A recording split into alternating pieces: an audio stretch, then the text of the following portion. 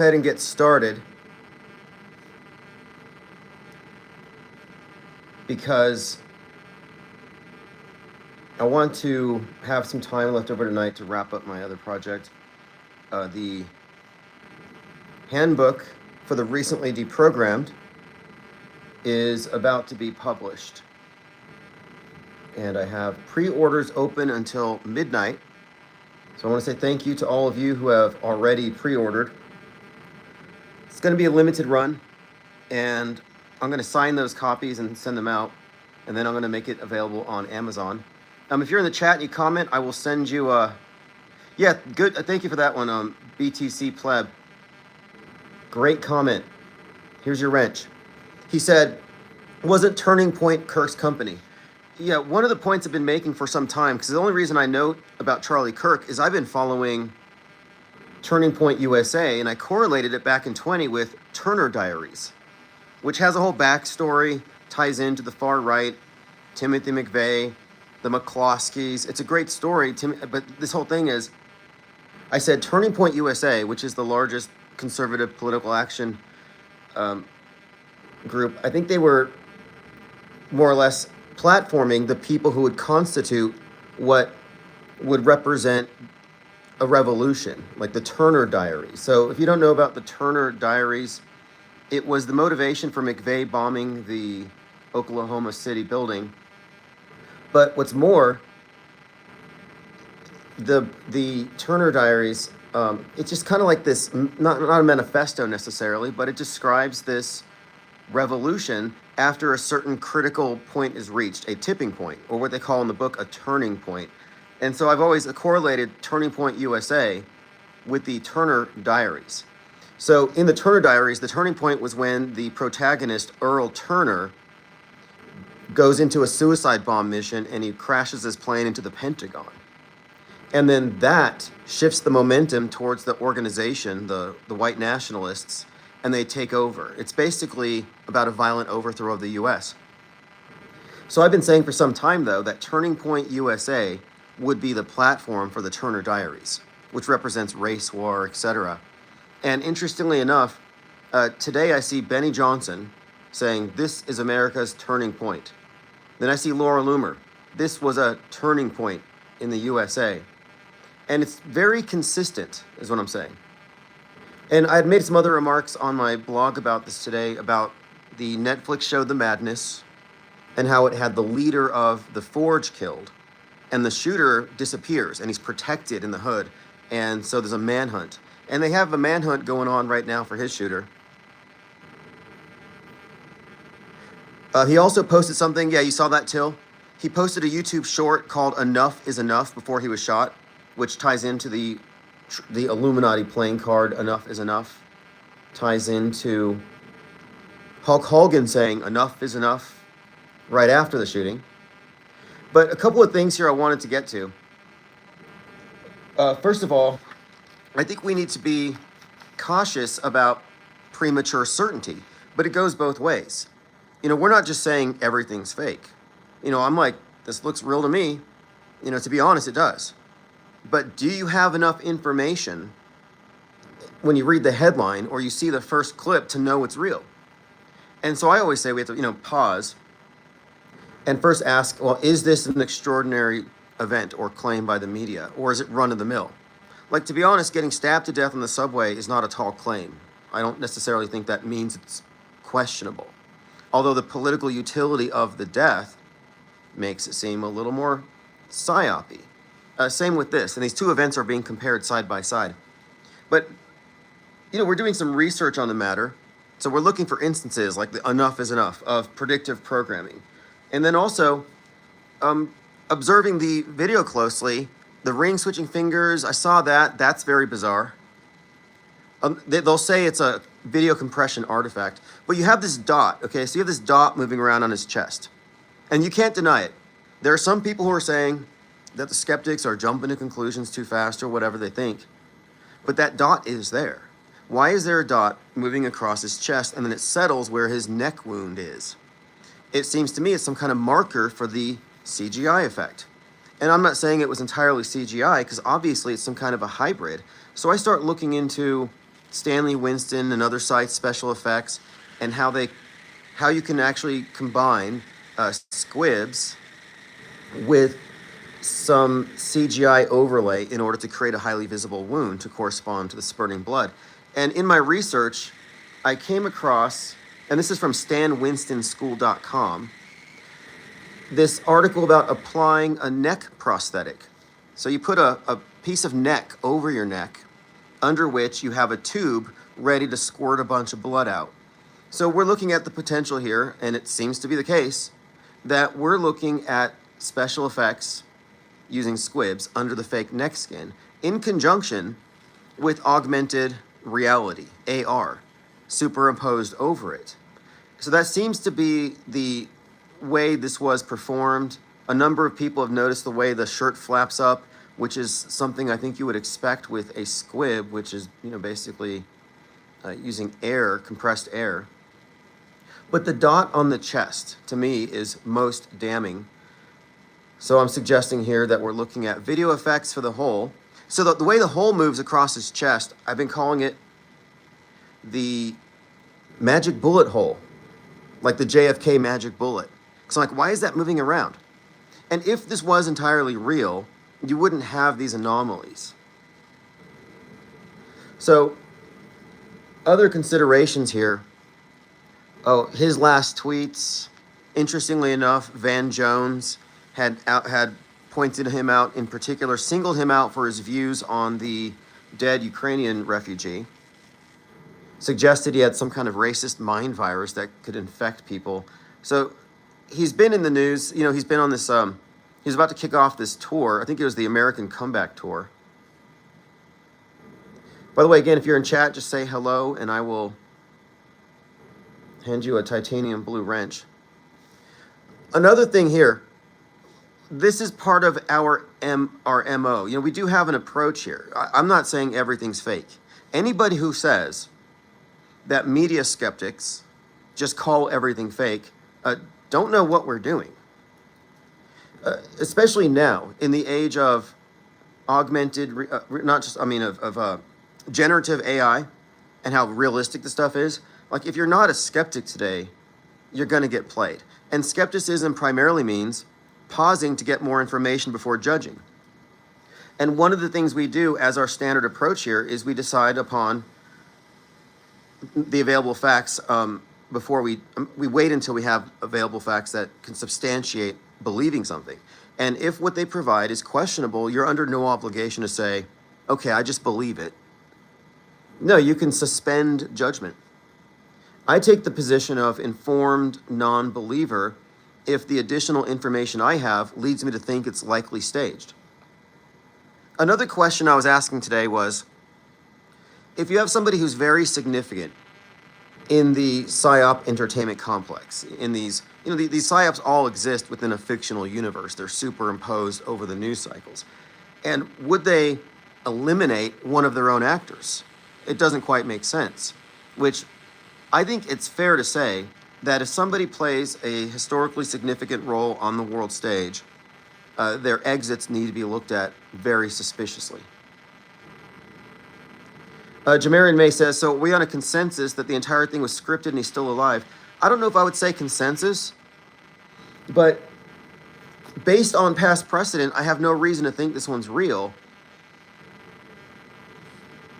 And the whole narrative about the turning point, I more or less predicted this back in 2020, about we're going to reach the turning point where the far right gang up on a racial kick and play out the Turner Diaries in real life.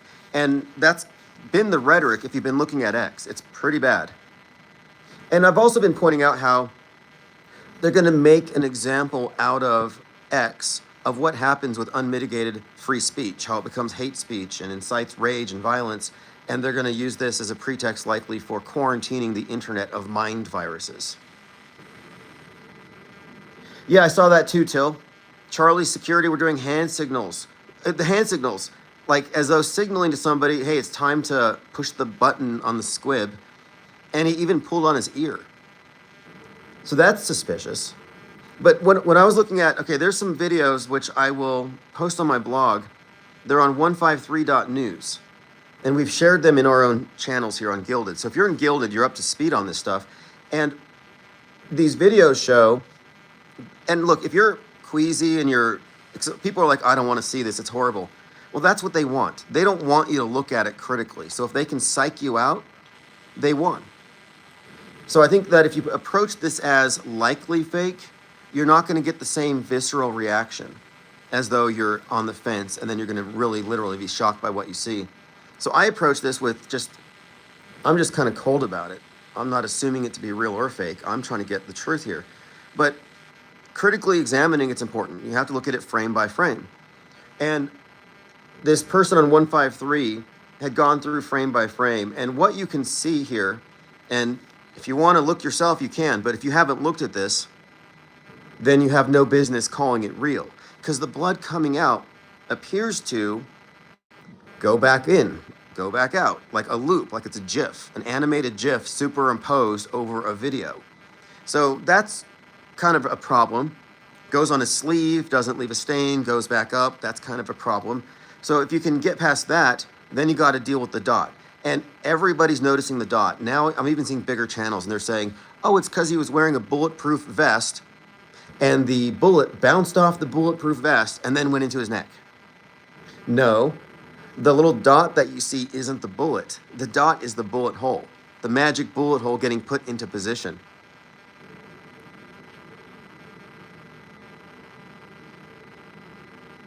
So I do not think, and there's something else too.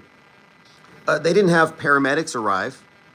And look, there's 3,000 people at the event. Somebody could have a heat stroke. There would be an ambulance there at such an event.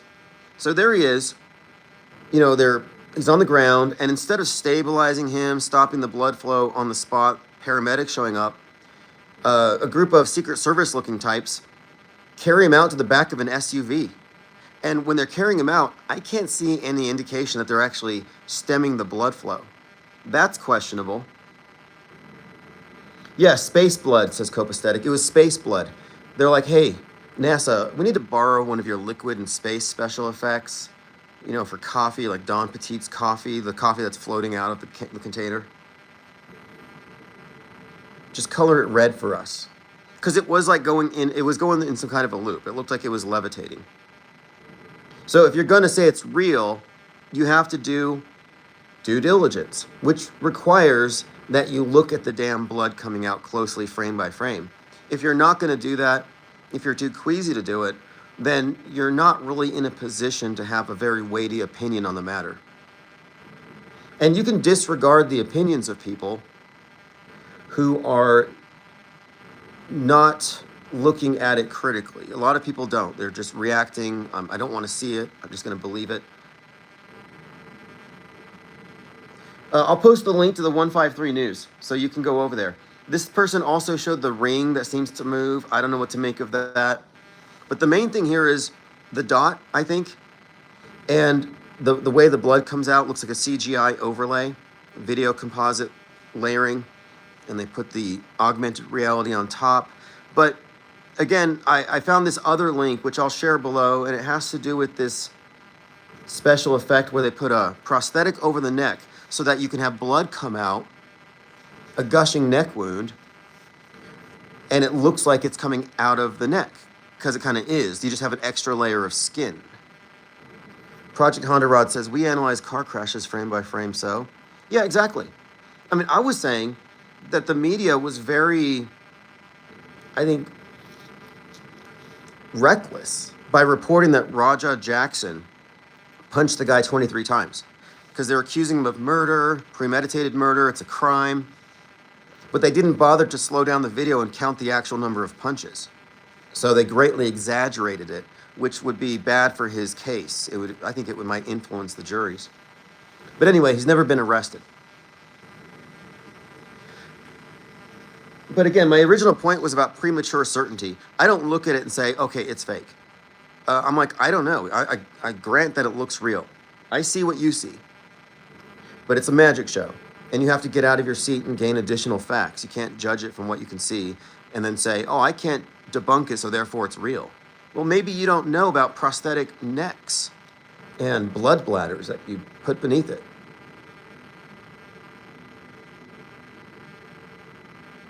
Jamarian says, seems like there's high-pitch electronic interference. Probably. It's probably beamed at my head from the 5G tower. Okay, so the approach here, though, is never everything's fake. My contention is that a small percentage of the news is fake. Most of it's real. Most of it's the weather, sports. And that might even be real, but the reporting on the scores. But the small things, or the small percentage that is fake, would be the PSYOPs that dominate the news cycles. So we're not saying everything is fake. We're saying some aspects are kayfabe. And is this kayfabe? Is this WWE? Well, it certainly looked realer than Trump's thing at first glance. But it's the additional things. Like, again, how are you going to explain the moving dot that ends up going from his shoulder to his collar up to his neck? A video compression artifact? Because if that was the case, we would have heard about moving bullet holes before.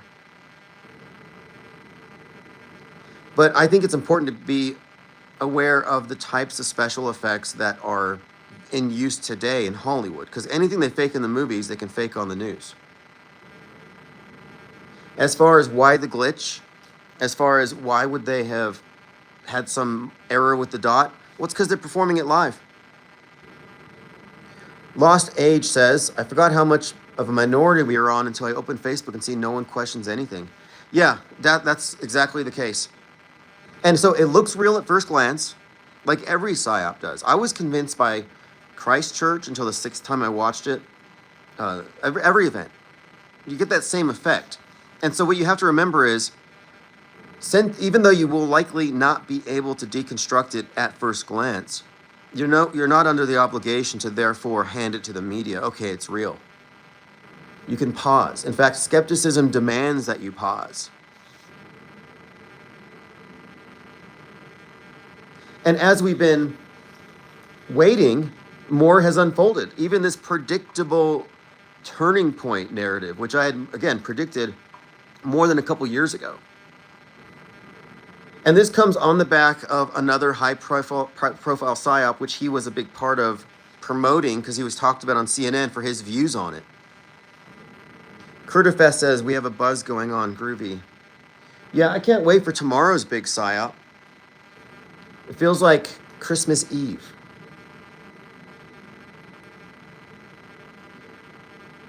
So a number of posts, like this guy says, what is this? What is this black spot on his shirt? And he shows the path of it. It starts above the F on freedom, it moves up to his collar, and then it goes all the way up to his neck. DOB says, did you see a good body thrust? Looks like a gunshot to me. Yeah, it looks like one, is what I'm saying. But you also have to consider that if you're going to stage something, you're like, let's say, mass casualty operations, your crisis actors are going to be trained to simulate that type of victim. So this just means he was rehearsed. That's all it means. It's like when the squib goes off, your arms go here, you lean this way, then we're going to hit play on the special effect and hopefully get the bullet hole in place right on time. And then it's going to gush, and then you're going to fall, and we're going to stash you in the SUV. So again, I can see it in this picture here. Again, if you didn't know, the black dot literally goes above the F, across his shirt, and it settles on his neck. So what does that mean? How do you explain that? The bullet hole, the magic bullet hole. Everyone's saying there's a buzz sound. Am I audible?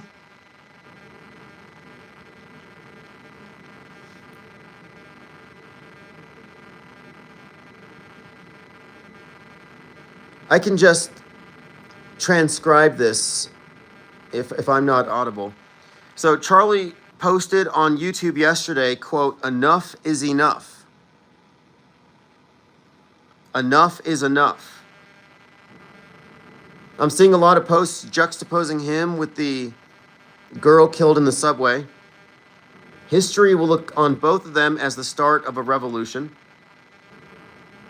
Pictures of Charlie Kirk back with Candace Owens. I mean, he's been at this since he was 18. Lost Age says, it's very alienating to feel like the only ones questioning things besides people in corners of the internet. Well, there's no platform for this. Because alternative media thinks they're questioning it, but they're not. They're asking questions that assume the essential reality of the event. So they've already made a flaw in their approach when they're assuming it to be real. So it does seem alienating, but my response to that, my answer is, what we're starting here, and I'm releasing a book tomorrow, the Handbook for the Recently Deprogrammed. The purpose of the book is to begin the process of segregating a third branch of media predicated on this off-world stage perspective. DOB says, you really think he wasn't shot? Well, let me ask you, what's your evidence that he was? I saw it on TV. That's your evidence. And if that works for you, that's fine. But if you're not aware of the fact that the TV is a liar, that the media manufactures events, then you're approaching this without a, I would say, situational awareness. And a lot of people just don't know. You think PSYOPs are a conspiracy theory. Thank you. Marcel Ploger sent one Infinite Plane Society gift membership. Elephant Tusks is now a Blue Wrench member. Okay, you say the word believe. Do you believe he wasn't truly? I'm saying I'm a non-believer, but I'm an informed non-believer. I don't not believe it because I saw it on TV. No, I don't believe it because of surrounding circumstances and because of anomalies that shouldn't be. So I have no reason to believe it's true. In fact, I have less reason to believe it's true now than I did when I first saw it. The more information, the more I look at it, and there's a few other things, but the visual stuff there needs to be explained. Like, for example, you believe it's true, but have you seen the video that shows the blood acting in a very peculiar way? Did you see the dot moving across his chest that becomes the bullet hole on his neck? So, like, if you haven't looked at this stuff, if you haven't looked at all the available footage, what is your basis for saying you believe it to be true? I'm saying I'm suspending belief.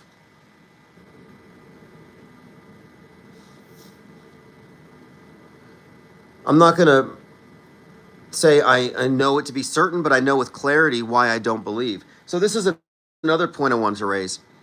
Certainty versus clarity. If you're certain it's real because you saw it on TV, you have one level of, your claim has some weight to it. You have to trust that the TV's not lying. But I don't think we can have that kind of certainty. I don't think you can say, because I saw it on TV, it's real. What the best I can say is, I have clarity as to why I don't believe. DOB says, you should talk to people who are there. I'd like to hear from them. Yeah, sure. I mean, the thing is, if we're talking about a psychological operation, a hoax, a staged event, a kayfabe, like WWE, it's a magic trick that you're not going to be able to see through from your seat.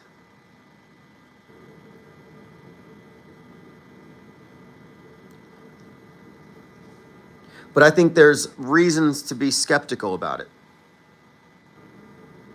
And one of the points I raised earlier was, as all of these characters play significant roles, like January 6th, PSYOP, like, okay, here's another starting point too, you may not know. What distinguishes this think tank from alternative media is our starting point maintains a continuity of fakery going back. So, for example, the January 6th thing, you might think that was a real riot. I'm saying, no, it was staged. Nobody died. Ashley Babbitt didn't die. The whole thing was staged, and Trump was in on it. Same with Butler. So my starting point for looking at these things is predicated upon that. And I don't think that the PSYOP entertainment complex kills its star actors in real life. So I'm saying, yeah, to me it's fake.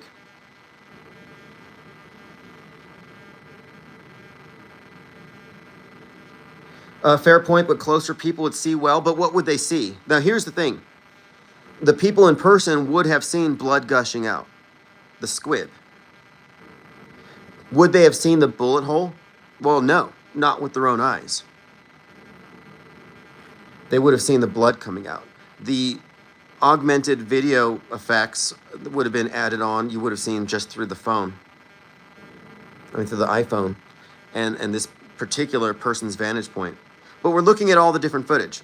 So like, does every video show blood gushing? And from what I can tell, yes. But the close-up one, you can see the red dot and the black dot. Yeah, the leftists celebrating, that's crazy and psychotic and not surprising. I mean, Luigi Mangione is one of their heroes. Yeah, so I'm going to go ahead and repost that. It's this is from 153news.net. Thank you, Reality Witness. Appreciate the support there. Thank you, Eccentric Views, for supporting the think tank. Soon we'll be in an office. I'll have my desk and my camera and everything set up. So here's what I'm saying. I'm not telling anyone what to believe, but I'm saying that your opinion's not fully informed if you haven't seen the content that might lead you to think there's something fishy going on. And I think this stands to reason with PSYOPs in general. Remember Abe Shinso? Squibby Abe? And also, too, look, anybody who thinks that we're wrong or that we have no basis for questioning this, what do you think happened in Butler, Pennsylvania? You don't think these are connected? The leader of Turning Point USA, the largest political action committee for the conservatives, getting shot in front of an audience. You don't think that has correlation to Trump getting fake shot? Like, this one's real, this one's fake. That's like a continuity thing to consider too. It's not suddenly gonna become real. The next moon landing's not gonna be real.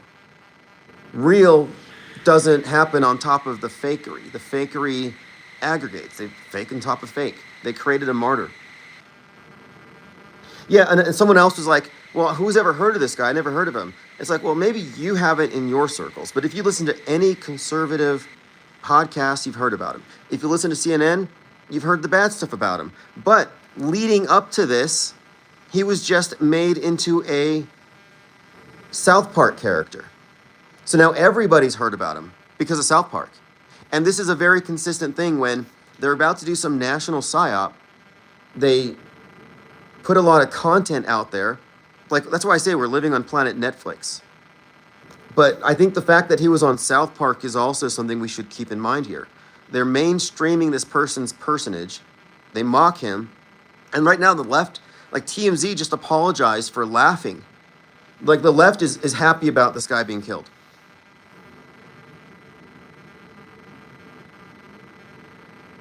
Now, the shooter hasn't been identified yet. He probably works for BlackRock. We'll find out. They'll say, I don't think the mentally ill thing will work because the aim. This person's a marksman, likely trained or something. At least that's what they'll say. Lloyd Miller has joined us. Why is there no picture? Well, there's nothing to look at. I'm not in an office right now. Although I could show, well,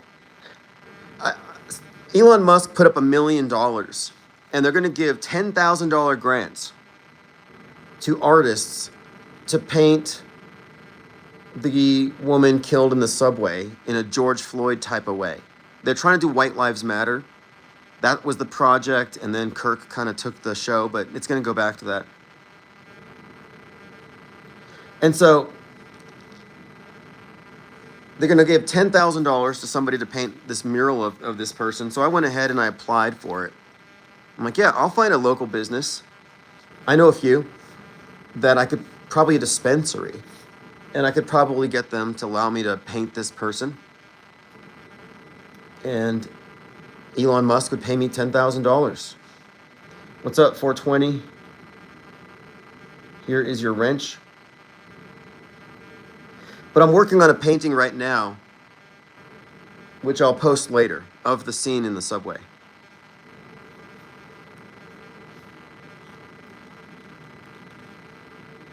All right, so let's continue.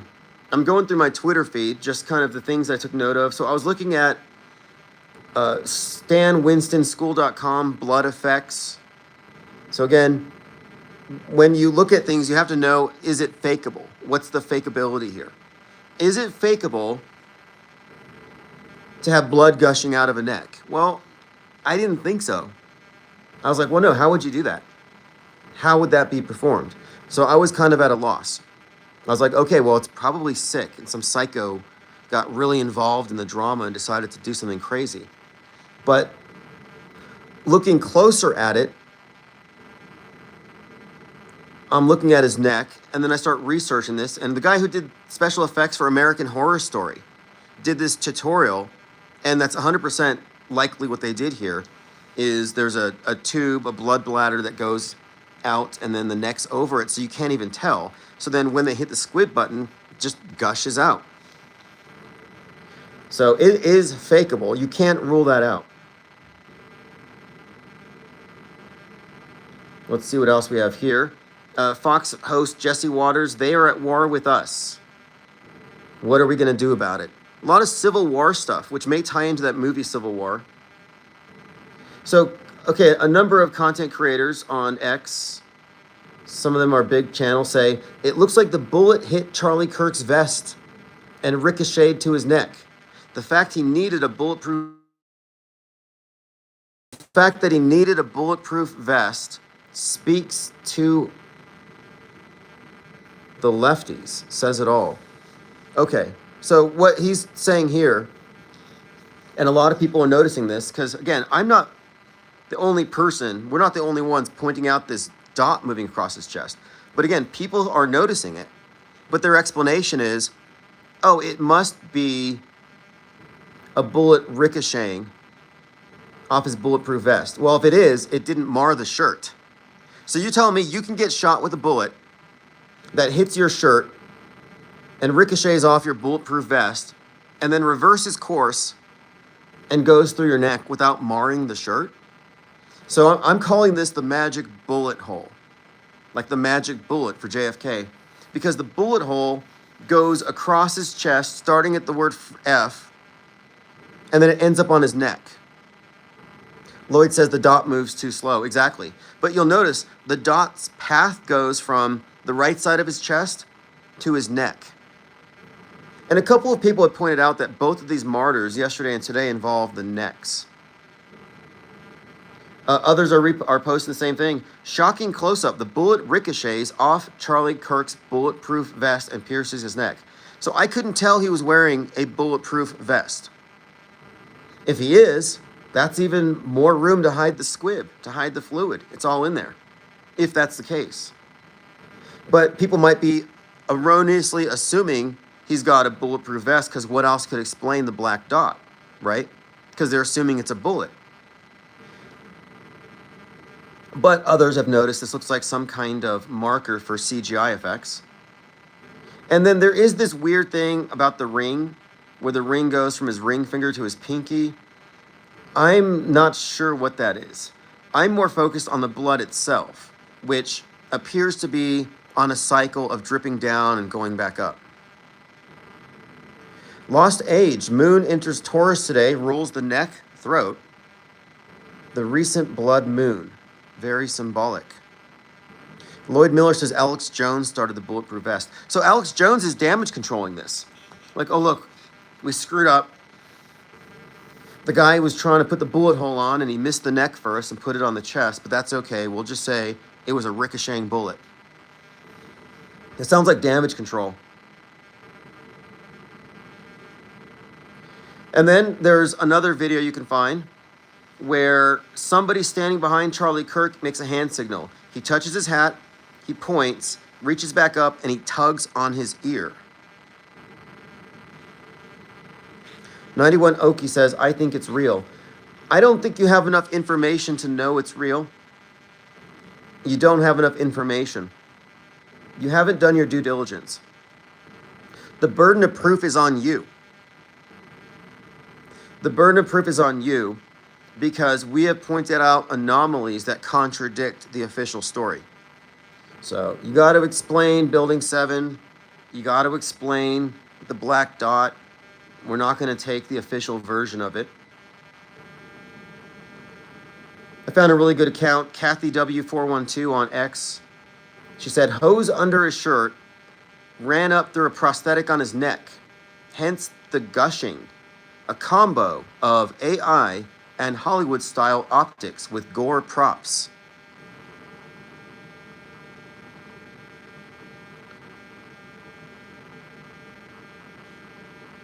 Well, I'm just saying, Oki, yeah, you may believe it's real, you may think it's real, you may lean towards that. But what about Butler, Pennsylvania? Do you think Trump's ear was really shot? Was his ear pierced by an AR-15? What makes that one non-belief or fake to you and this one real? Or do you think that one was real?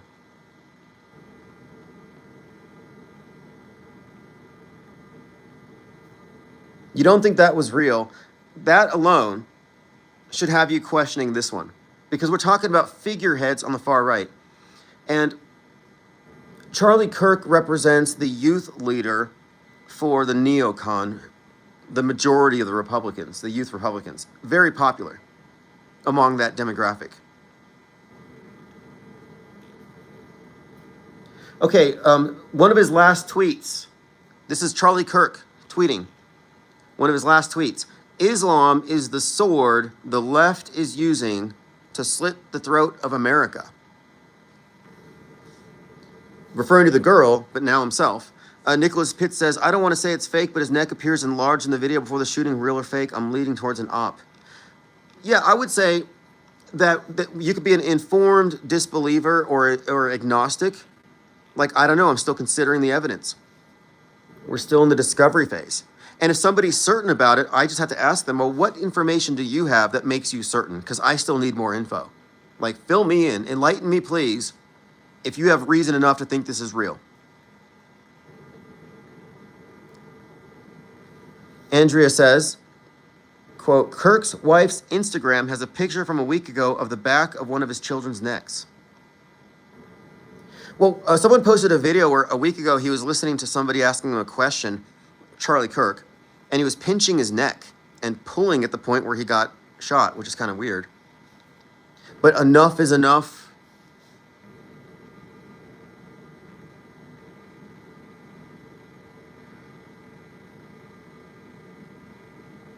Okay, let's continue here. A lot of his recent tweets. Assassination culture is spreading from the left. And he has this long tweet about Luigi Mangione. Days of Noah has some great findings here. But I'm pointing out here that he was called out by name by Van Jones for his opinions about the subway thing. The enough is enough is a reference to the Trump shooting, if you didn't know. It's foreshadowed on the Illuminati playing card. That statement was used in conjunction with the build-up to his shooting and after with Hulk Hogan, saying enough is enough. DOB says, I saw the ring from the CGI angle. It came off his finger as falling, I think because of perspective. Yeah, that's what I mean. It could have been on his pinky. I don't know on that one. I'm saying I don't know. Not so relevant. What I want answers for, what people need to look at, is what appears to the yo-yo of the. So the blood is moving like a yo-yo. In other words, if you look at this video that I reference on 153, it gushes out, but then it seems to retract back up a few inches as he's leaning back, and none of it sticks to his arm. So that's weird. So we're looking at some of these things that appear to be anomalies that need to be explained. The real question is, where is he now? Yeah, good question.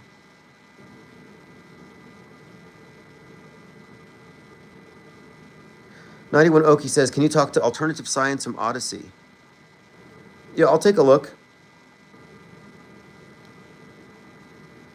Then you had the girls outside, the witnesses who were laughing and smiling. That was weird. You do see an individual running on the rooftop. And they say maybe he was shot from a building nearby. So there's these, kind of JFK, standard template conspiracy narratives where they always have a second shooter. For the libs, we're coming for you. It's war. There's a ton of that stuff. Again, the video of him being rushed away, you have a cop pushing people back, and he's being carried by half a dozen individuals in khaki pants and, I don't know, they look like feds. But they're running him out to an SUV. No indication that they're stemming the flow.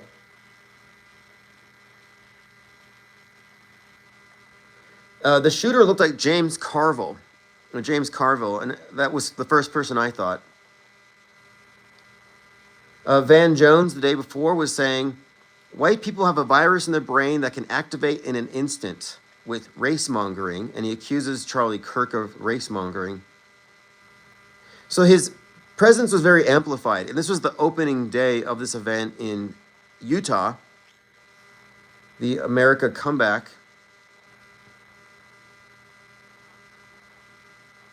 Jamarian May says, Charlie hanging out with Floyd beyond the ice wall. Well, a lot of people on the right were talking about their George Floyd moment is now. You know, he's part of that pool of people who are making the case that there needs to be a white George Floyd with this girl.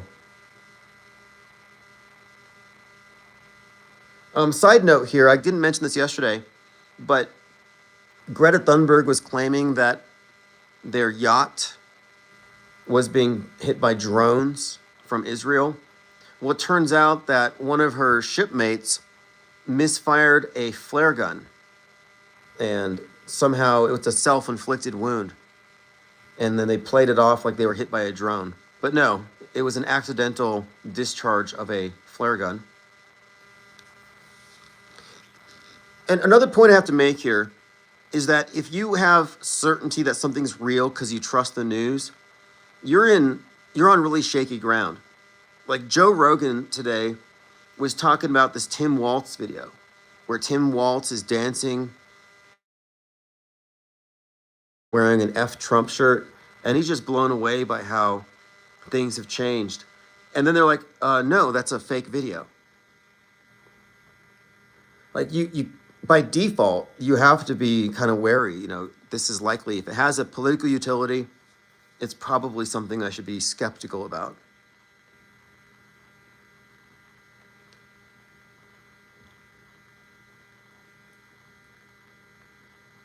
Yeah, breaking. Elon Musk says he'll contribute $1 million for people to paint murals of Ierna Zaruska in the major U.S. cities. These murals, which, I don't know. I don't see it taking off the same way, but it's a lot of money. I applied for a grant.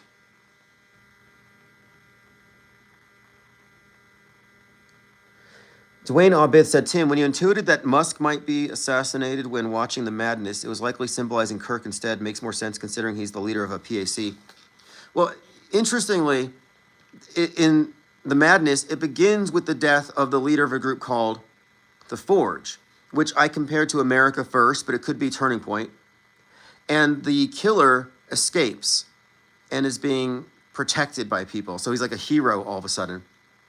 But then later, the Musk character gets it. Lauren Jennings, the Laura Loomer character, gets it. But Brother Forge, the leader of the Forge is called Brother 14, which has some neo-Nazi references. But yeah, if you haven't seen it, The Madness came out last year as a #1 thing on Amazon, and it predicted the White House with Musk in the White House. It predicted Luigi, the anti-CEO class warfare sentiment. Remember the Tesla cars being burned and all that stuff? This was all kind of part of it. And the show was about a tech billionaire financing Nazis to influence people and steal the election. All things that Musk was accused of. But there's quite a lot in The Madness that has actually come true. We do live on planet Netflix. Lost Age says, MAGA's all over my Facebook. I don't know how these people ended up on my list. Yeah, exactly. My Twitter feed is full of QAnons. I actually have a QAnon group called the Church of JFK. I made it as a joke. And I have more QAnon followers than IPS followers. That just kind of tells you something about the media ecosystem.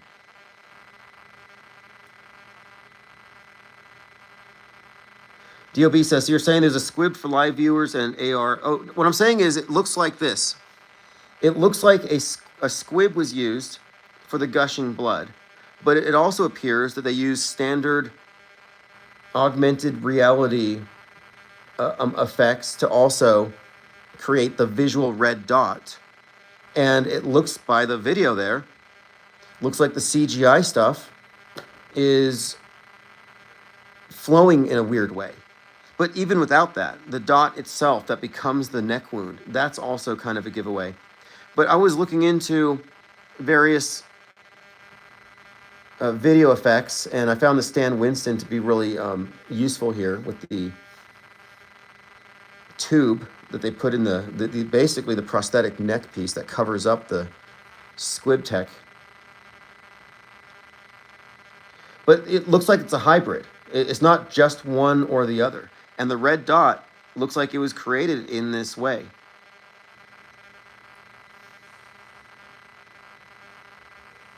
Let's see here. Someone says, what's the verdict? Real or fake? My verdict on it is I don't have any reason to think it's real. I have reasons to think that it's likely a staged event. A lot of it is the visuals, the video stuff that we're talking about that we found on 153, but a few other things, predictive programming stuff, the usual. The fact that he was on South Park is, I need to watch that episode for any kind of foreshadowing.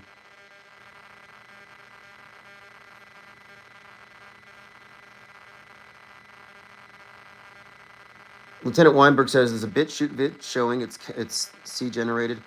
Yeah, I've been watching some of these videos, and I'm saying there's things that you can't explain away. Like if you're going to say it's real, explain the dot, explain the magic bullet hole, and the blood disappearing off his bicep. Like these things wouldn't happen in real life.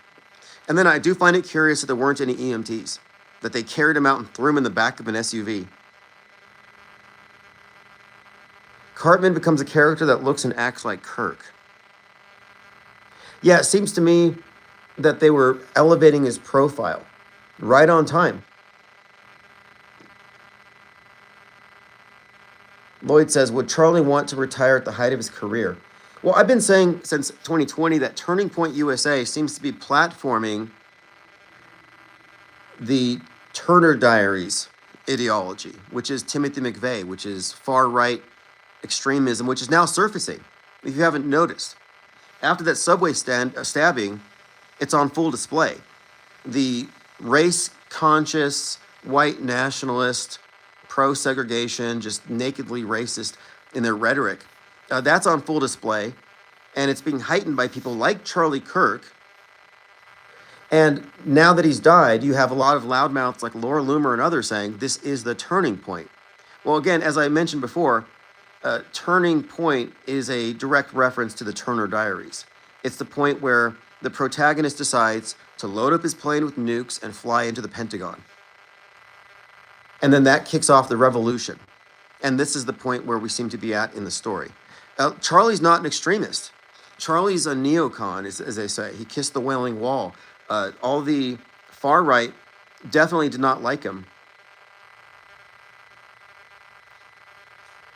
He was consistently chided and attacked by people like Nick Fuentes for not being extreme enough. But I'm saying that even though that is the case, if you look at who Turning Point platformed, I think even, didn't the McCloskeys speak at Turning Point USA? If you know who the McCloskeys are, in 2020, it was a couple that came out with their guns pointed at BLM, and they looked exactly like the husband and wife on the cover of the Turner Diaries book, which had just had its 42nd anniversaries. But he platformed all the right-wing fringe type, rubbed shoulders with all of them. Okay, yeah. Mark and Patricia McCloskey. The couple that waved guns at BLM. Anyway, they went on, he's platformed a number of people. I'm trying to see if they were there. I know he's been rubbing shoulders with all these people since the beginning of MAGA. Eccentric Views. Have you seen the movie Eddington? I have not. I'll have to look into it. Turner Diaries was a terrible book. The author was born on 9/11, 1933. And the book was the inspiration for McVeigh's attack on Oklahoma City, which was a retaliation for Waco, where their cult leader, 33-year-old Dave Koresh, was incinerated, believed he was Jesus, and that this was going to bring about the apocalypse. Not a coincidence that Trump kicks off his 2024 campaign in Waco, Texas, the night after Netflix releases a documentary called Waco, American Apocalypse. Lots of fascinating overlaps if you get into the Netflix Waco thing with Trump. It goes pretty deep. Even ties in with the Maxwell Ezrello setting himself on fire on the anniversary of the Waco incineration outside of the Trump courthouse. 91 Okie says, I'm finishing 48 Laws of Power. It's too psychopathic. It's really just a history book, anecdotes. I've actually been through most of Robert Greene's books, and it's educational material. I don't really think it's psychopathic. It's just kind of realist. Yeah, Timothy McVeigh was executed at 33 on 6/11/2001. And 6/11 is the time that Trump was shot. 6/11 and 33 seconds, in fact. And you'll find these numbers are consistent. These numbers and dates, that's a whole other level to this.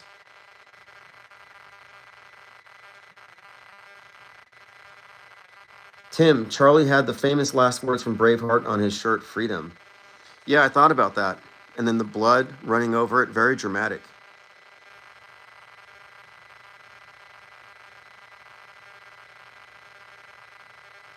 Dwayne Auberth says the woke right folks on Twitter are already blaming Israel. Yeah, I've seen that.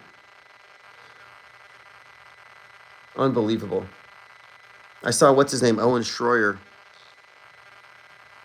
Oh my God, these people are so predictable, but boring and constrained.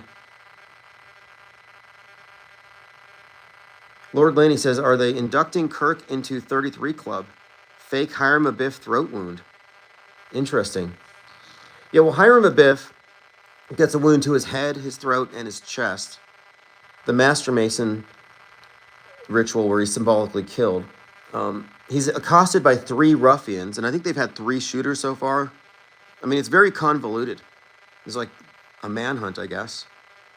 Somebody pointed out there were 3 hats in front of him. 47, 47, 47, which is 11, 11, 11, 33. I mean, yeah, there might be something there. But what's up with the neck on both of them? 91 Okie says, I saw Owen once at a BLM rally outside Trump rally in Tulsa. Owen Schroyer? Yeah, Owen Schroyer divorced from InfoWars. But I don't think he's left Trutherville. So it doesn't make a difference. Like, I don't have anything against him. I'm just not interested in people who take part in big PSYOPs and then pretend to be just giving news. I mean, he was in January 6th. Do you believe he actually went to jail for a staged fake riot? And if you didn't know it was staged, you got to look at Woo's News. People think, how could you have staged that? There's like 1,000 people. Yeah, it's a lot of actors, but you know, on 9/11, there were 88 drills, and I think one of it involved police cadets as mass casualty actors. And I think there were more than 1,000. But the point of it is, the riots kick off at the Capitol, way up the street from the ellipse where Trump's giving a speech. This is a 45-minute walk. Eccentric View says, definitely fake. JLB thinks it's real, so odd. Well, what's his evidence that it's real is what I would ask him. Like, yeah, I'm sure you believe it's real. Some people believe in Bigfoot. But what is your evidence that it's real? I saw it on TV, because you can watch David Blaine on TV levitate. Why don't you just think that's real? So I'm like, I'm not automatically calling it fake, but I'm like, I can't automatically call it real either.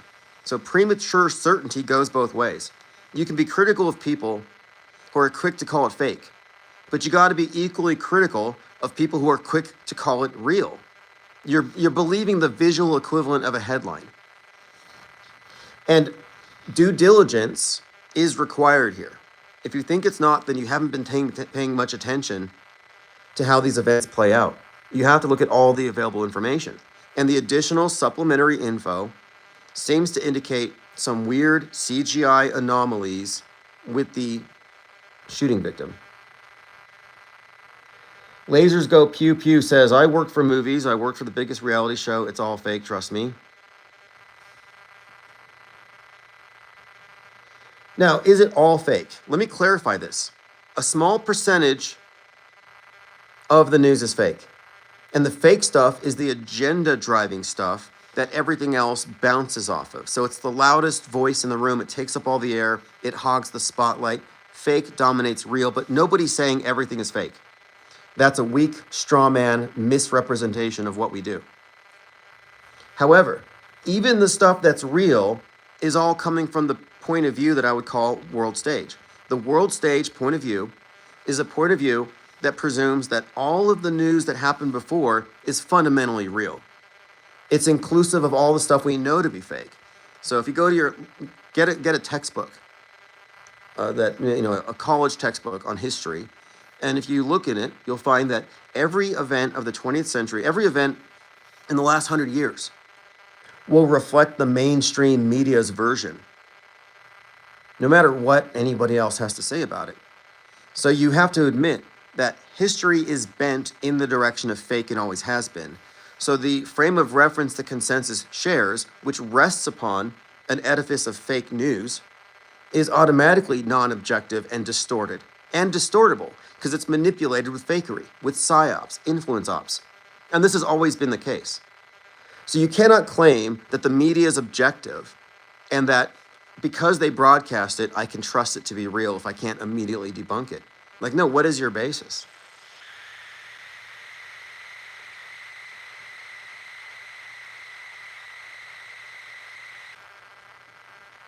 So I'm not saying everything's fake. I'm saying a small percentage is fake, but it dominates. And I'm saying that the worldview that we all share as a consensus is augmented by a great deal of fakery, stuff that we know not to be true. Till says, Tim, even though it was fake, do you think our subconscious sees it as real and we still get the trauma? I think it comes down to frame of reference and attitude. Like, for example, when I worked at the morgues, I never felt anything for the rooms full of, bodies on the tables. There's no connection. But also I know going in, this is just a job and you have this different set of approaches to everything. It's just like moving objects around. But then you walk into a funeral, someone you know, it hits you differently. And I think that if you approach the news knowing its propensity for lying and distortion, then you should be somewhat inoculated against emotional appeals. So by approaching it knowing it's likely fake, you set yourself up to be analytical rather than emotional and reactive. So my approach to it insulates me against any kind of traumatic effect of looking at somebody getting their head shot. Like, it doesn't affect me. But if I was under the presupposition it was real, you could be traumatized by it. There are studies on this, that people who watch video or bad news about school shootings, that it makes them depressed. It affects their immune system. There are people who actually experience significant deleterious mental effects from watching too much news. And I'm like, if they only knew it was fake. But that's the significance of the Psy-War. It's like fire and brimstone in a way. You're in the end times, the world can end, everything's very dismal and dark and dangerous. And so it really comes down to frame of reference. And one of the things about the original skeptics was the recognition that suspending disbelief detached you from overreacting. It led to a more peaceful state of mind. And that really formed the basis for even hedonism, Epicureanism. So there's a significant benefit, I think, to not allowing the media to emotionally manipulate you. Everybody that believes it's real and like weeps and cries for the guy are, I guess, just easy marks.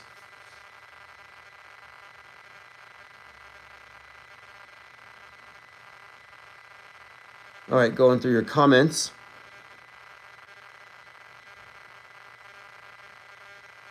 All right, well, tomorrow's 9/11. So tomorrow should be interesting. Oh, you know what? There's something else.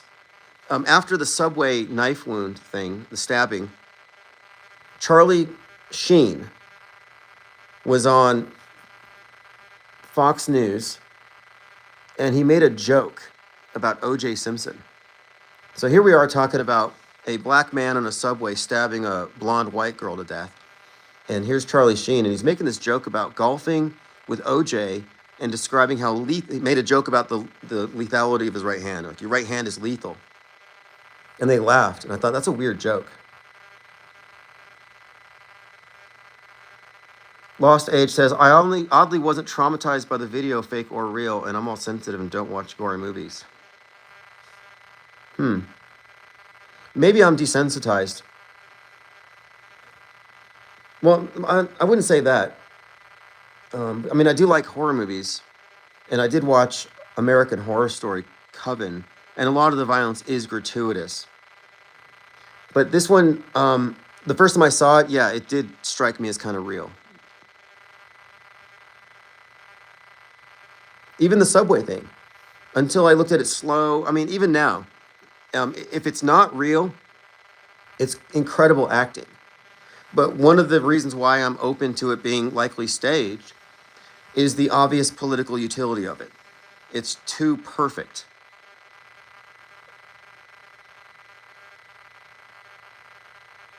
Ryler05 says, people are such marks, the world is WWE. Yeah, it's kayfabe world. So again, my point is, I don't have enough information to know that it's real. I'm at the point of questioning it, getting additional info. I have a lot of reasons to doubt. So my position is informed disbeliever. More information could change that one way or the other. And I think that if you are a believer in it, you're a low information believer. Unless you've done your due diligence and you've debunked what we're bringing to the table here and what 153 News put out. And again, we're looking at the bigger picture. Predictive programming, predictive texts, anything conspicuous leading up to it. And I'm finding plenty. I mean, the fact that, again, he was highlighted on CNN, called out by name. South Park made him into a figure.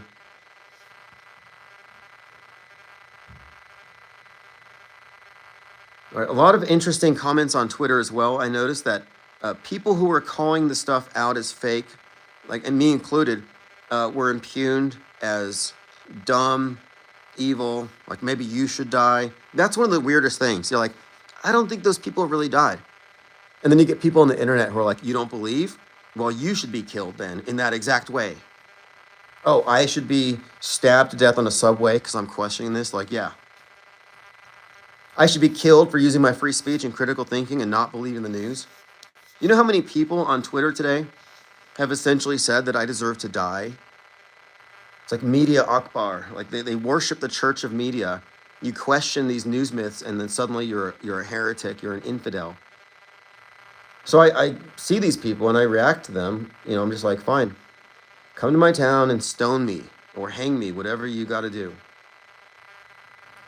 So we've been talking about the CGI bullet hole that appears to be on a separate layer.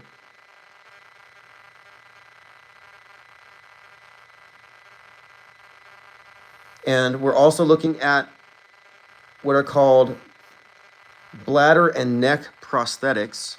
And I found this at Stan Winston's school. Stan Winston, special effects genius. 91 Oki says, can you never blame Jews? You can if you're on the world stage, you believe it's real, and you believe you figured out who runs the world. But I would point out that that particular narrative is the right-wing version of critical race theory, which says that whites control the world and racism controls the world. So you can't both be right. The woke left and the woke right cannot both be right. One side says, this group runs the world and they're oppressing me.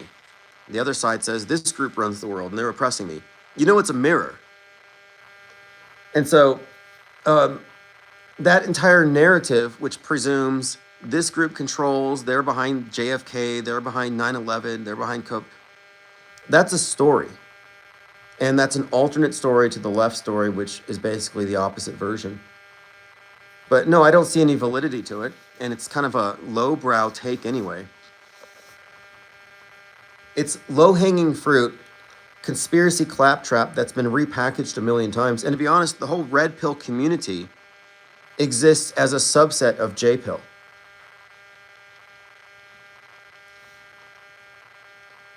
Anyone Oki says, I'm talking about beyond the world stage. Well, the world stage, as I define it, is the world as the consensus perceives it, resting upon the accepted version of history, at least recent history. It's like we're all living in the post 9/11, post COVID world where the world stage is essentially what we all agree, the big things. The little things, nobody agrees. Like moon landings, for example. But we all agree that moon landing deniers exist. We agree that there's a debate there. But to have a scapegoat on the left or the right, to have any one of these conspiracies be true, there's kind of a built-in presumption that these various events were true and real. Like, for example, if you say Israel did 9/11, well, what happens if 9/11 was a psyop and nobody died and it was a movie directed by Stanley Kubrick, for example? Like, if you don't assume the basic reality of the event, then your scapegoat narrative falls apart.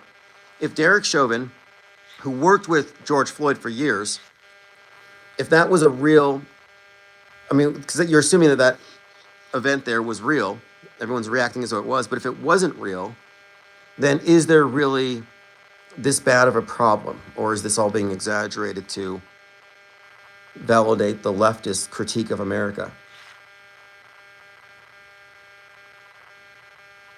But one of the reasons why I kind of don't want anything to do with these scapegoat narratives is they're all built on what I would call the MSM plus, basically the conspiratorial view of history, but it's predicated on the mainstream version, just has a little more detail added.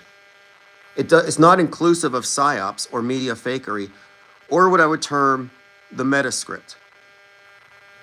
Like, one of my main contentions here is that our history is written in advance. And if that sounds hard to believe, you think they just made up 9/11 the day before?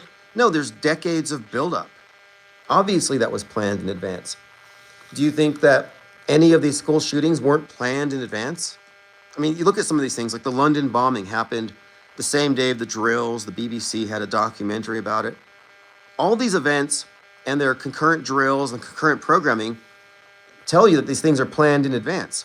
The Trump event in Butler was accompanied by more than half a dozen instances of movies and other media foreshadowing the exact scenario with nuance I can point to.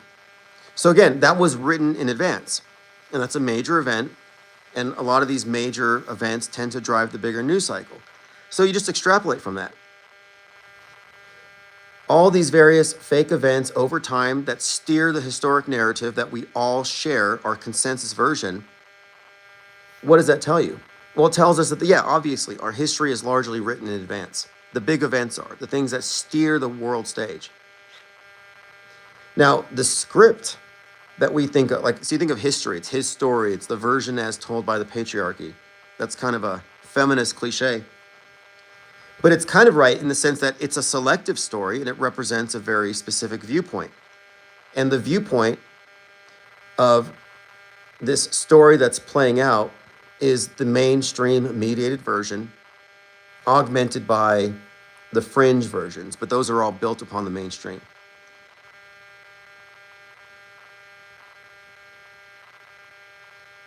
Going through your comments. 91 Oki says, what do you think about the guy from We Are Change who thinks there were no planes? Yeah, that's another one too. 9/11 Truth was generally misled into thinking that it was a whodunit, we got to find out who did it, when in fact, they didn't even know what it was.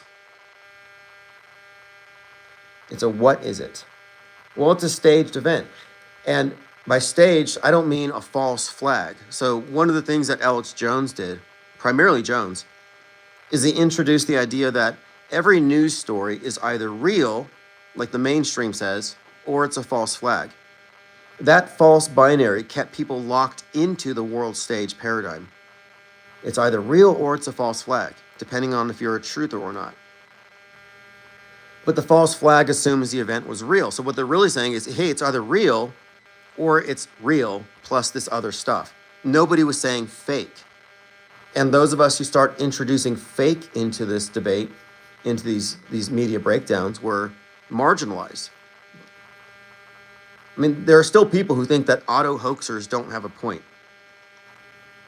Well, what's the alternative?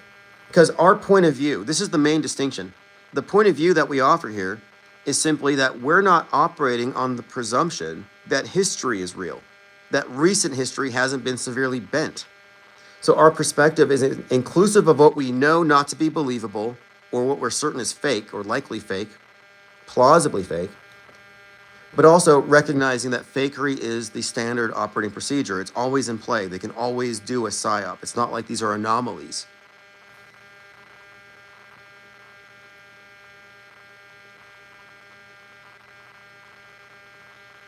Soul 101 says, really curious what's to come out of all this. As far as like predictability, so one of my points too has been, if we're right about this, so truthers always talk about predictive programming. That's kind of a misnomer, because the entertainment media content that parallels the fake news events, that precedes it, that happens at the same time, it's time released to coordinate with the fake event. So it's not even predictive. It's actually usually concurrent. And this goes back. Even the JFK assassination had evidences of concurrent programming, predictive programming. You had 2 Frank Sinatra films, The Manchurian Candidate and Suddenly, both of which featured assassinations, both of which were watched by Lee Harvey Oswald. And 2 months before JFK's assassination, they filmed a home movie, he and Jackie, in which he was killed, and the Secret Service helped.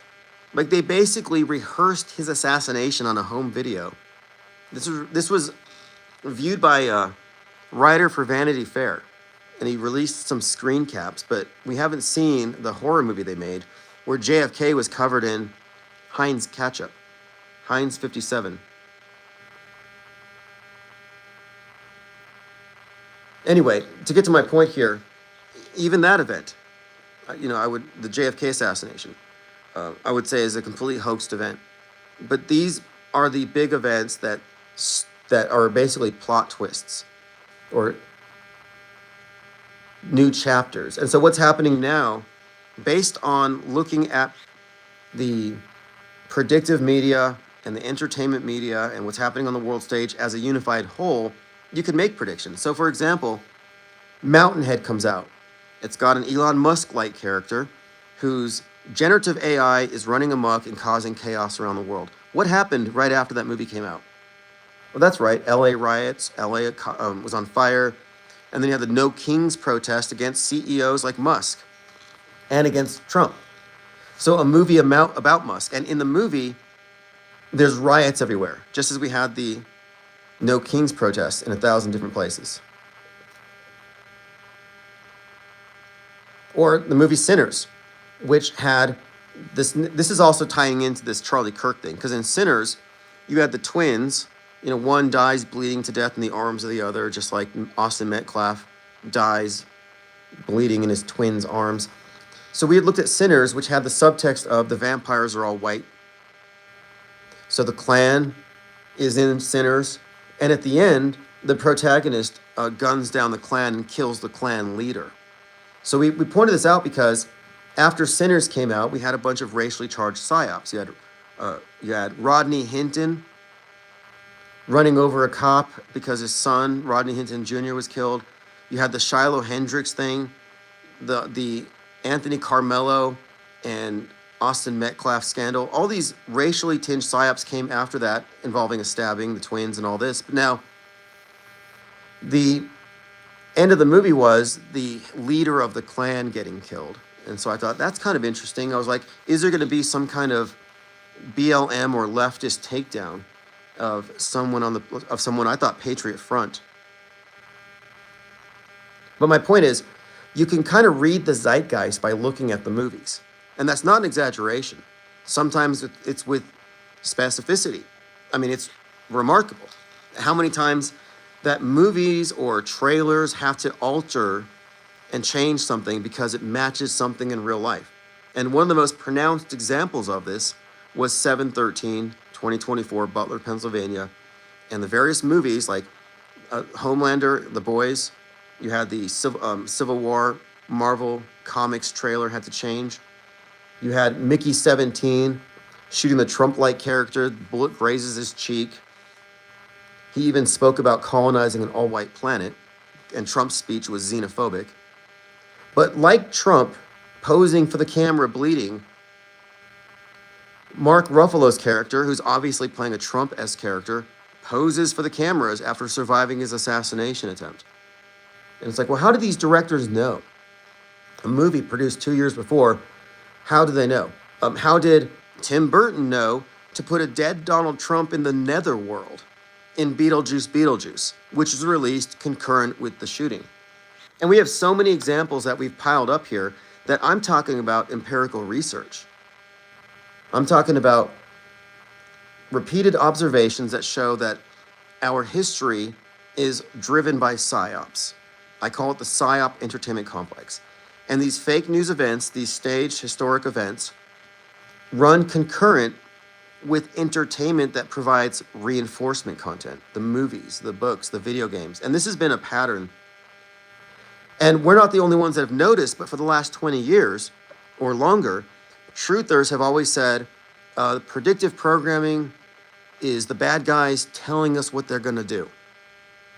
And I'm like, well, that's not quite true because the stuff that's happening is fake. Others would say, oh, it's because we're in a simulation. There's no way man could coordinate these things.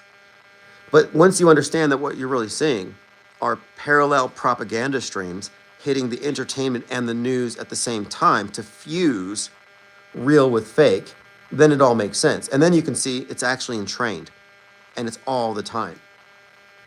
I coined the term concurrent programming after seeing the correlation between the Roe v. Wade overturning and the marching of the feminists for their abortion rights, while Game of Thrones has the queen in the opening episode dying during childbirth. I'm like, okay, that's a bit too coincidental. But then we realize, hey, this is a pattern. More often than not, the PSYOPs have things happening at the same time, which is damning. That's why I say we live on planet Netflix. You can't say that these things are the result of a simulation when it just coincidentally serves specific political agendas every time. It's propaganda in plain sight. 5G, was this one fake? I have reason to think it is fake. I mean, I really think that it's on the believer to provide sufficient evidence to prove that it's real in light of what we've looked at.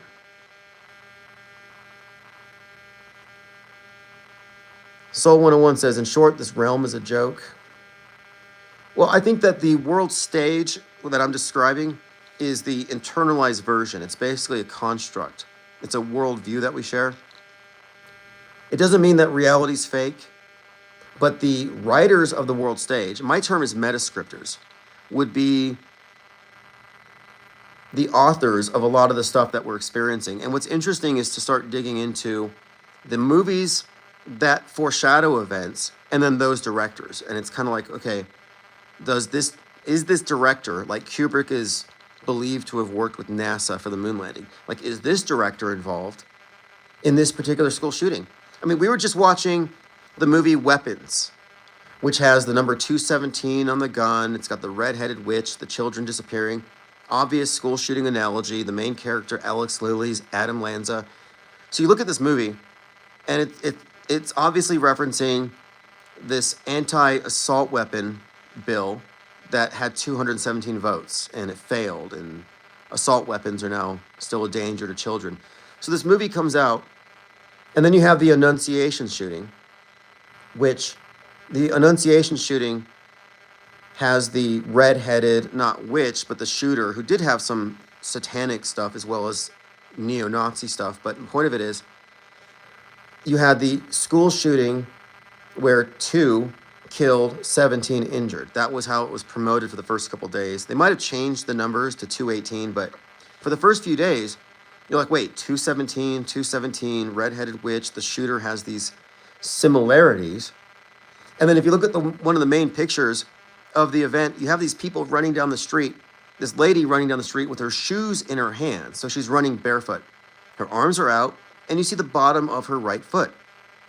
And I'm like, wait, in the movie, the children who ran out the door at 217, the disappeared classroom, were seen running down the street with their arms out, barefoot, and on the movie poster, they have their right foot up when they're running. So they're mid-stride. And I'm like, what are the odds that this parent is going to perfectly mimic the movie poster? And those are just a few of the overlaps. There are many more in this movie between the Annunciation shooting and that particular event. In fact, I got to find it. Somebody had said they found a connection between that school shooting and this. I'll get to it. Let me go through my Discord and my Twitter feed. Lieutenant Weinberg says 99.9% of the people believe the shooting was real, so there's nothing you can do.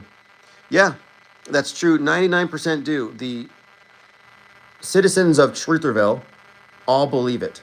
The mainstreamers all believe it. That's their starting point. And so one other distinction is that the world stage is a world of believers, low information believers. If they had more information, they would be informed disbelievers like us. But they're believing headlines. So yeah, it's accurate to say. And my point here is we're not trying to change the people on the world stage, the people who accept it, who don't see the model and recognize the map is not the territory. If they can't see it, that's their problem. We're taking what I call the off-world stage perspective. We're aggregating separately to have a platform for those of us who aren't duped into the controlled opposition talking points every single time like a bunch of bots. Those of us who are objective enough to not imagine that we can just believe headlines and trust the news, even if it means tolerating the ambiguity and waiting a few days before coming to a firm conclusion. I mean, in 2 days, I might have sufficient information to say, hey, it was real, guys. But that hasn't been the pattern, and we've always been open to that with every event that we've looked at. More information can always change our views, but the more this goes on, oh, that's interesting. The longer this goes on, the more the pattern becomes pretty obvious here, and our instincts have been rather good.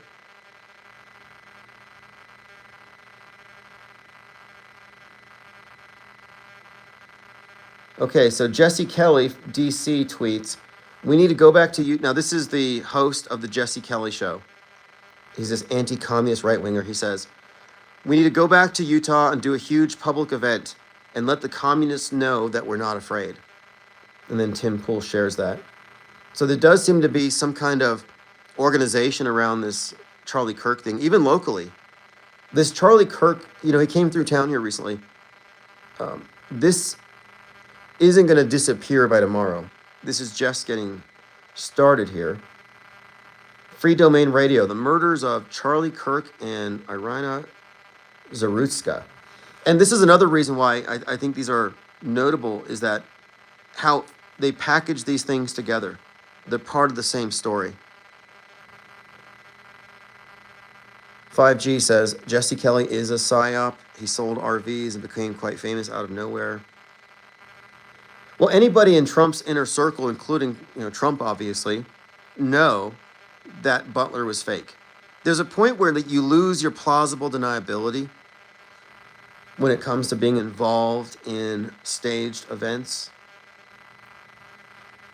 It's a closed set. Okay, let's see what else we have here. So a guy in a white hat behind Charlie makes 3 base signals and puts his phone in position towards the action. They allow videos on social media and American media to gush without censorship. Zero blood stain on the t-shirt. The blood bounces off his shirt like Docker's waterproof pants.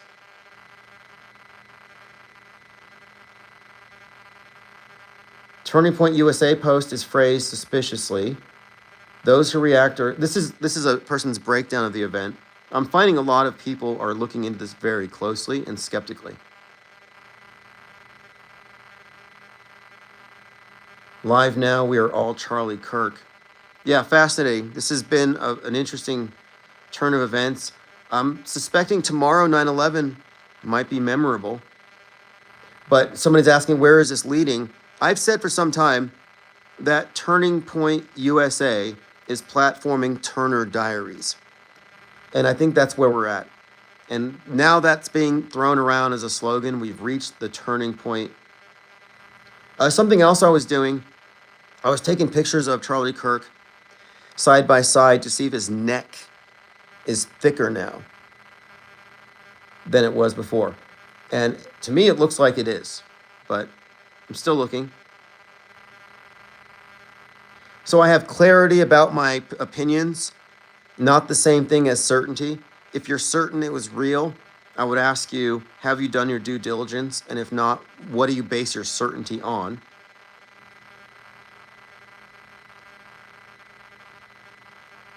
If you're not in our Discord and you're not in our Gilded, you're missing out because there's a lot of real-time research going into this, a lot of speculation.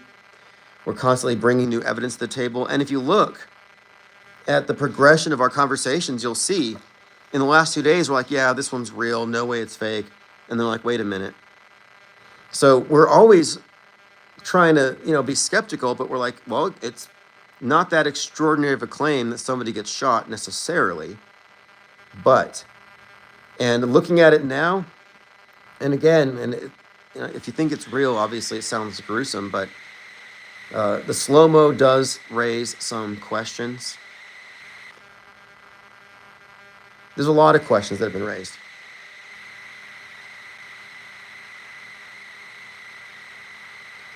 The Raja Jackson guy has not been arrested yet, by the way.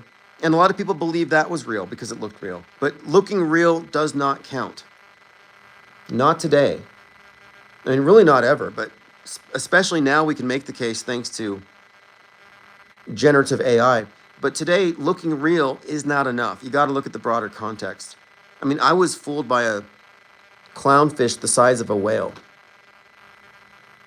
And I consider myself a skeptic, and I was fooled by that. So now I believe in giant clownfish. I caught that mind virus. Okay, there's just quite a lot going on. I'm looking at the reactions here, but I think that by tomorrow, things will be a little bit more advanced. As far as the prosthetic addition to the neck to hide a potential squib, if you have any doubts about how well that can work, look at Stanley Winston's side, or look at Nicolas Cage as John Madden. It doesn't take a lot to add a little weight, a little extra flesh to conceal something. Angst G says, what do you think Miles Mathis will say about this? I'm interested. I wasn't so much into his take on the killing of the girl in the subway. His evidence was the guy's dreadlocks suggested he wasn't really in jail. And at that time, I don't think there was a lot out there to go off of. The rest of the video needs to be looked at. It's gruesome. Rilo05 says, wait, the Raja Jackson thing was fake? Looks like he was landing some real blows. Well, let me ask you a question, Ryler. The starting point is, do you think the body slam knocked out Psycho Stu?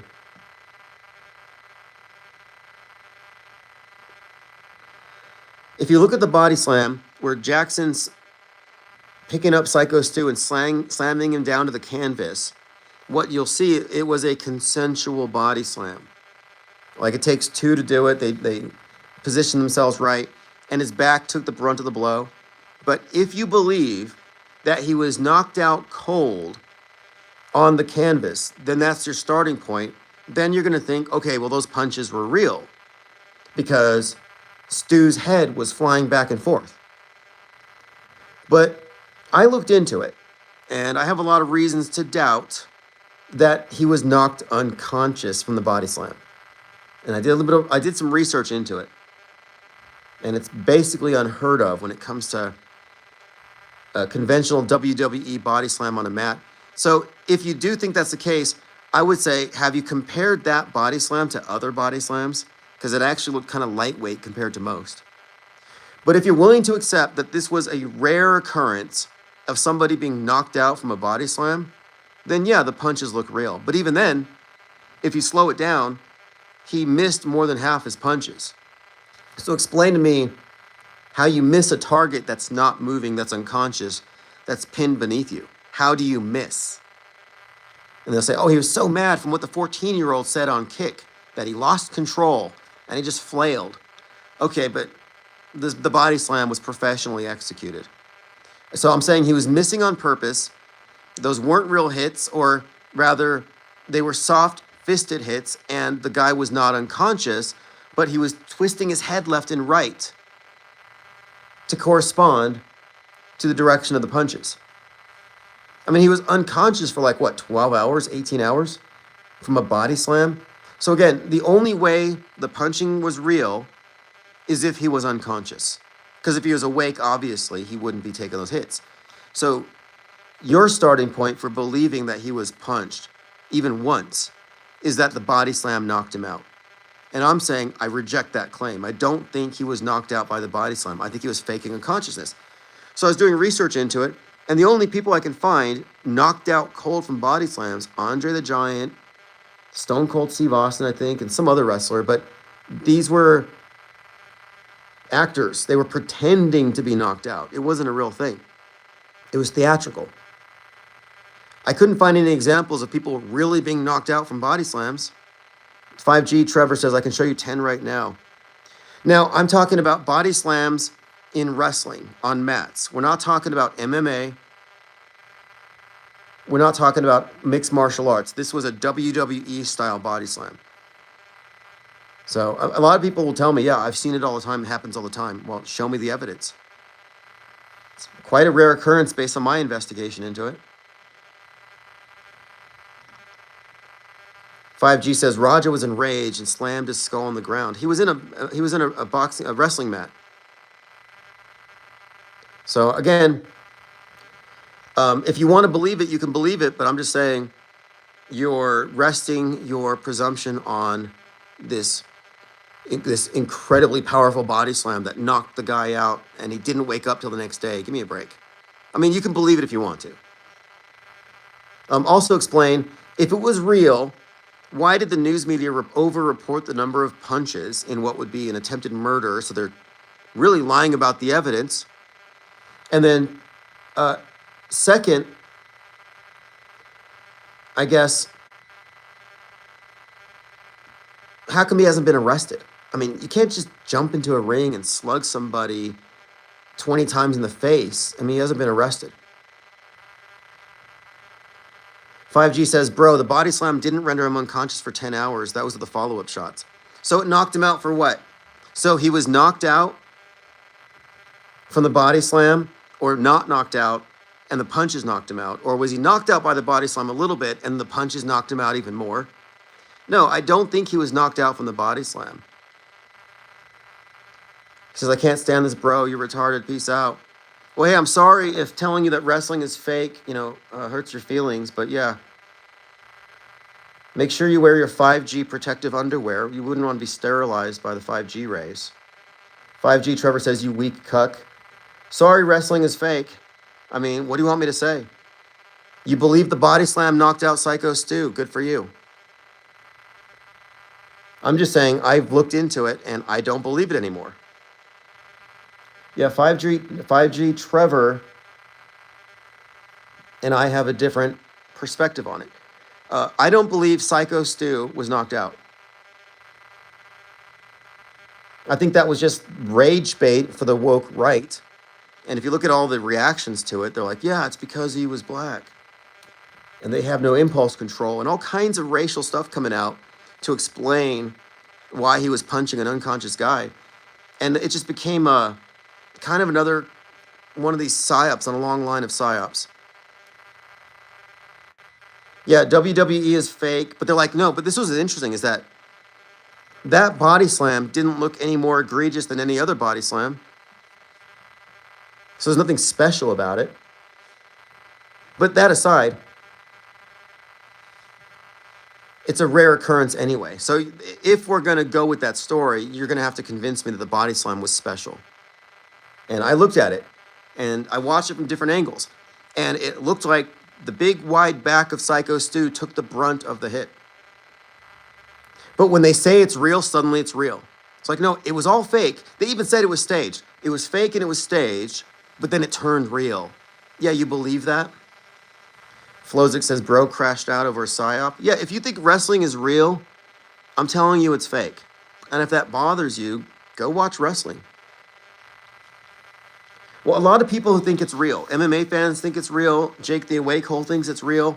And it's like, that's fine if you think it's real, but I just want you to know that you're basing that on the body slam knocking out Psycho Stu. And I'm disputing whether or not the body slam would have knocked him out. I don't think it would have knocked me out. And if you think that he was punched in the face 23 times, count the blows. And if you think he was like partially knocked out from the slam and then the punches knocked him out, well, which punch knocked him out? And explain to me how you can miss somebody 5 inches away from you who's unconscious and not moving. Some of those punches went above his face. But the way that he moved his hands, Esteban says, I'm an MMA fan and I do MMA and it was fake. Not one person calling out the bent wrist. Yeah, so the bent wrist, and then one of the ways that he swung was as he's swinging his arm, it went back up. And it's like punching at an up angle and it's brushing his beard. And then the guy flings his head. So just imagine for a second here, just entertain the hypothetical. Imagine that he's not really unconscious. Then how would you explain his head moving around? Is he faking like he's asleep and taking blows? No. He's whipping his head left and right. Aguafon says, you've never been in an altercation, you can miss a stationary target, watch a single UFC fight. You can miss a stationary target. So are you telling me that if I held a punching bag in front of you, 18 inches away, you would miss it?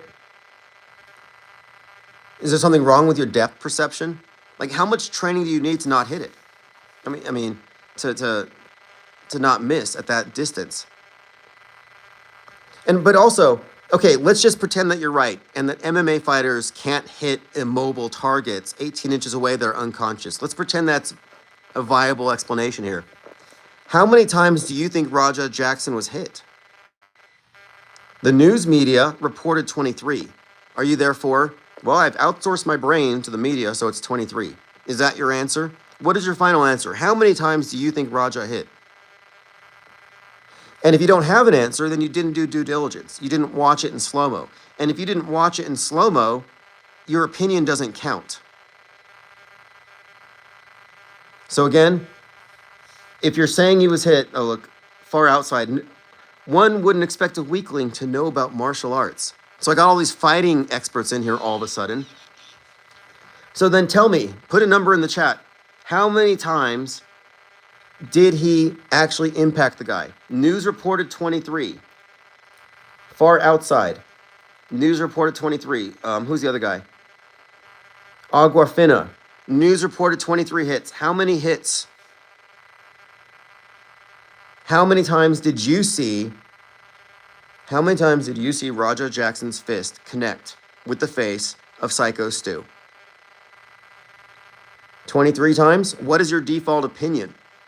Is it what the news told you, or did you actually count? No, you were probably just sitting there soy jacking, jaw drop, pointing at the screen. Look what happened. You were just emoting. You were probably outraged, but I don't think you counted it. What's your number? Thank you, Marcel, for gifting a membership for Phil LeBlanc. All right, again, Far Outside says, when we find your various parts, we can say it's a PSYOP. Well, how many times are you claiming that Jackson punched the guy? If you can't commit to a number, then we're going to assume you know that you don't have a clue. Well, you know the soy jack meme, the guy with his open mouth, he's pointing at the screen. Because if you're like, yeah, he hit him 50 times and his teeth flew out and blood everywhere. Okay, well, we weren't seeing the same thing.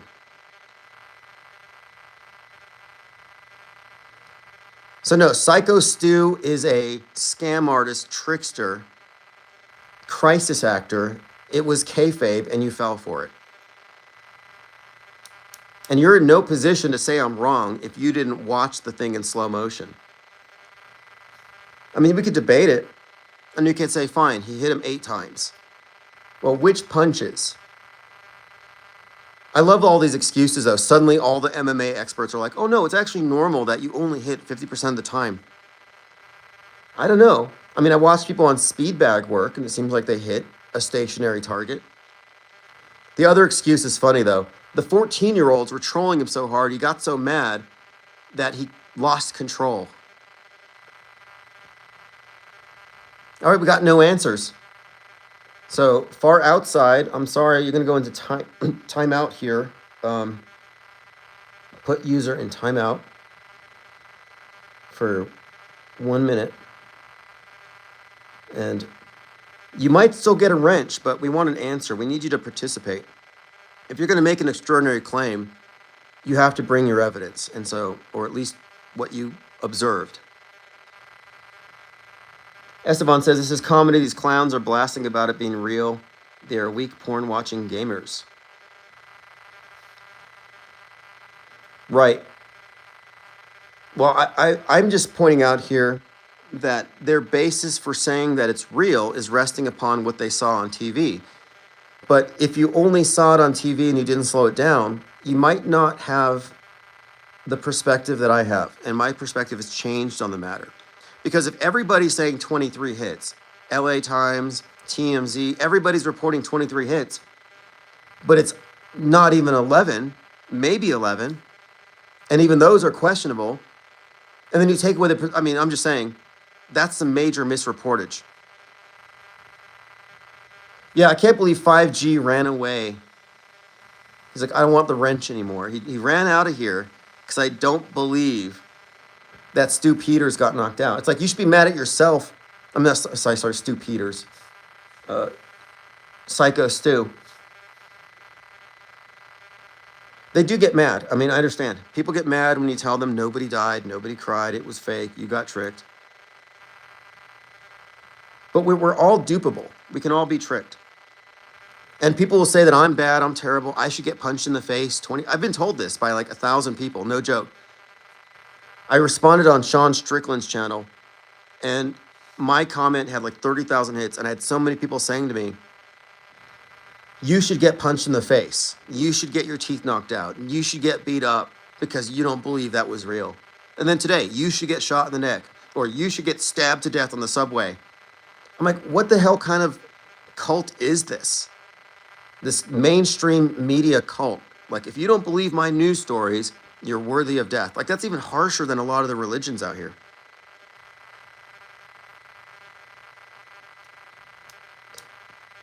No, they get so mad, and I'm fine with it. Like, yeah, make your threats. Just be creative about it. We know you're not going to enact these threats. And I was like, yeah, I wouldn't care if Raja Jackson punched me, because his aim sucks, apparently. Any videos breaking down the Raja Jackson hoax? I'll have to do a more extensive one. But at a minimum, if you're going to say it's real, you have to subtract the number of hits. And I have this rule. It's this axiom, assume nothing, if there's indicators of hoaxery. So if the initial body count you're given is 33, but you're able to conceivably rule out half of those, well, now you don't have to start with 16 and work down from there. No, if there's any evidence of hoaxery, your starting point becomes 0. So I say, assume 0. Dwayne Abyss says, Watson at half speed, half of his punches are brushing the beard. Yeah, he's combing his fingers almost lovingly through the beard, fluffing it up, and it makes it look like more than it is. It's standard You know, these guys are trained to fake stuff, but the instant that they tell you it's real, you think it's real. I mean, that means that the headline writers are the arbiter of reality for you. That it's real if it's designated real by this authoritative source. Hey, TMZ said it's real. I guess it's real. I'm sorry again, but the only reason why they all would have uniformly reported 23 hits is because none of them counted. So is that a news report or is that a press release? And PSYOPs tend to go out like press releases. It's narrative over facts. Facts are in fact considered to be offensive to point out.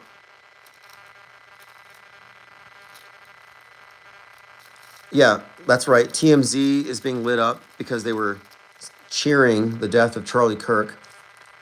And one thing about the people who are happy about Luigi killing the CEO, or people who are happy about this particular death, is they're happy thinking it's real. Like, I'm not under the opinion that these things are necessarily real. So I'm not really taking sides in that sense. But it's worth noting the psychopaths among us. Just kind of getting an idea. Because the people who are rooting or cheering on these deaths think these things are real. So it's quite a reveal. All right, thanks for the comments. Thanks for the support. And as far as that link there, up until about midnight, you can pre-order the book. I'm putting it into print tomorrow, and then we'll go from there. It's called Handbook for the Recently Deprogrammed, A Skeptic's Guide to the Theater of Psywar. It's a collection of our best ideas and a description of the world stage, meta script, the best explanation for concurrent predictive programming and our manipulated worldview, and how PSYOPs play into it. This is a compilation of essays structured into 5 different sections that I think elucidate all of our best points and axioms, and it's going to be going into print 9/11. That's when I'm ordering them. And these initial copies will go out as soon as I get them, and then I'll make it available on Amazon. All right, thanks for the comments. We'll see you all later.